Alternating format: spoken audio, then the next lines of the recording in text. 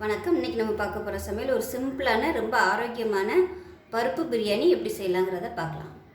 ஒரு சின்ன குக்கர் எடுத்துக்கலாம். எண்ணெய் ஊற்றிருக்கேன். தேவையான அளவுக்கு எண்ணெய் சேர்த்துக்கோங்க. எண்ணெய் சூடாகட்டும். எண்ணெய் சூடாகவும் ஒரு கைப்பிடி அளவுக்கு பெரிய வெங்காயம் நீளமான நறுக்குனது சேர்த்துக்கலாம். அதோட ஒரு 5-6 முந்திரி பருப்பு சேர்த்துக்கலாம். நான் தாளிக்கையில் கரம் மசாலா யூஸ் பண்ணலை. ஏன்னா லஞ்ச் பாக்ஸுங்கிறதுனால நான் கரம் மசாலா பொடியாக யூஸ் பண்ணுறேன். ஏன்னா குழந்தைகளுக்கு வாயில் கடிபடுங்கிறதுனால நான் போடலை. இதில் பச்சை மிளகாய் ஒரு 3 சேர்த்துக்கலாம். அதோடவே கொஞ்சமாக ஒரு கைப்பிடி அளவுக்கு புதினா இலை சேர்த்துக்கலாம். அதே மாதிரி கொஞ்சமாக கொத்தமல்லி இலை சேர்த்துக்கலாம். எண்ணெயில் வதக்கிட்டோம்னா நல்லா வதங்கிடும். கொஞ்சம் வெங்காயம் புதினா இலை எல்லாமே நல்லா வதங்கணும். வெங்காயம் நல்லா ப்ரௌன் கலரில் வதங்கணும்.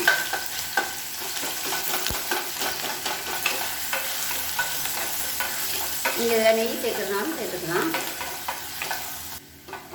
வெங்காயம் ஓரளவுக்கு நல்லா வதங்கி வருது. இப்போ இதில் 1/4 டீஸ்பூன் போல் இஞ்சி பூண்டு பேஸ்ட்டு சேர்த்துக்கலாம். இஞ்சி பூண்டு பேஸ்ட்டு ரொம்ப சேர்க்க வேணாம், கசப்பு வந்துடும்.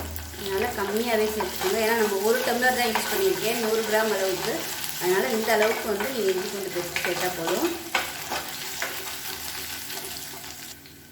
இஞ்சி பூண்டு பேஸ்ட்டு நல்லா வதங்கிடுச்சு. இதில் மீடியம் சைஸாக ஒரு தக்காளி பொடியாக நறுக்குனதை சேர்த்துக்கலாம்.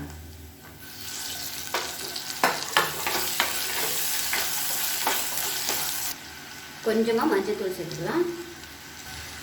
கல் உப்பு ஒரு 1/2 டீஸ்பூன் கூட சேர்த்துக்கலாம்.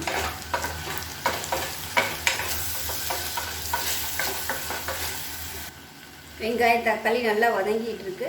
இதில் 1/2 டேபிள் ஸ்பூன் மிளகாத்தூள் சேர்த்துக்கலாம். 1/4 டீஸ்பூன் போல் கரம் மசாலா சேர்த்துக்கலாம். அது இந்த அளவுக்கு தான் சேர்த்துருக்கேன். ரொம்ப கம்மியாகவே சேர்த்துக்கோங்க. இப்போ இதில் 1 டேபிள் ஸ்பூன் அளவுக்கு தண்ணி சேர்த்துக்கிறேன். நான் தக்காளி நல்லா மசியணும். மிளகாத்தூள் சேர்த்ததுனால ரொம்ப நேரம் விட்டோம்னா கருகி போயிடும். அதனால் கொஞ்சமாக தண்ணி விட்டுக்கலாம்.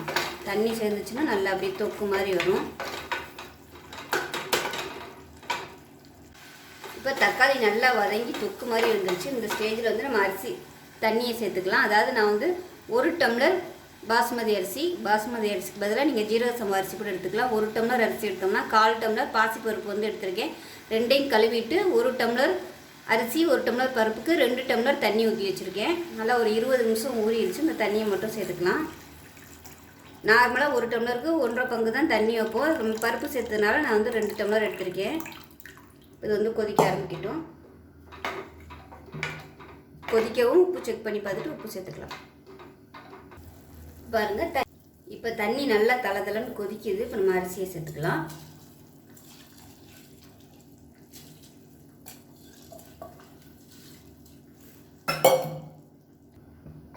தண்ணி சேர்த்து கலந்துட்டு உப்பு செக் பண்ணி பார்த்துட்டு பத்தலைன்னா உப்பு சேர்த்துக்கலாம்.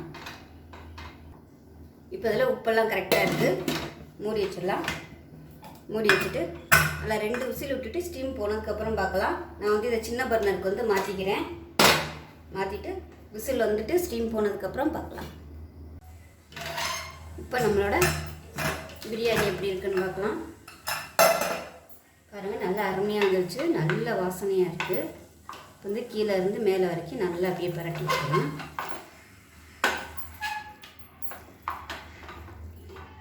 அவ்வளோதான். லஞ்ச் பாக்ஸ் கொடுக்குறதுக்கு சூப்பராக இருக்கும். செஞ்சு பாருங்கள். செஞ்சு பார்த்துட்டு எப்படி வந்துச்சுங்கிறத சொல்லுங்கள். வீடியோ பிடிச்சிச்சின்னா லைக் பண்ணுங்கள், கமெண்ட் பண்ணுங்கள், சேனலை சப்ஸ்கிரைப் பண்ணுங்கள், பக்கத்தில் உள்ள பெல் பட்டனை ப்ரெஸ் பண்ணுங்கள். நன்றி.